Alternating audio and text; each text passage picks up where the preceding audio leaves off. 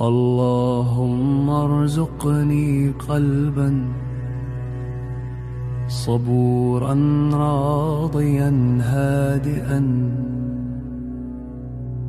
واجعل السكينة تملأ فؤادي إذا اشتدت الصعاب.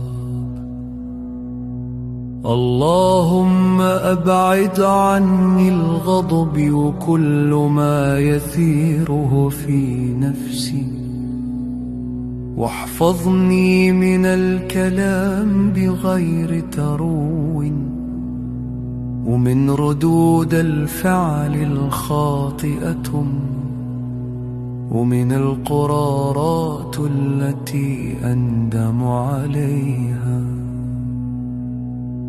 اللهم احفظني من الحزن الذي يقسي القلب، ومن المرارة التي تطفئ النور، ومن كل ما يغلق أبواب الرحمة في داخلي.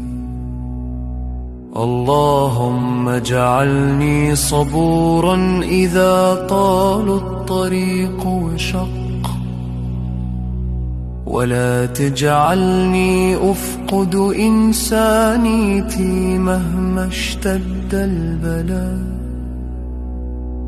واجعل قلبي طيبا رحيما مهما قست الحياة وظلمت. اللهم امنحني قوة وصبرا وسكينة، واملأ قلبي طمأنينة وهدوءا ورضا، واجعلني عبدا صالحا دائما يحب الخير ويزرع الرحمة،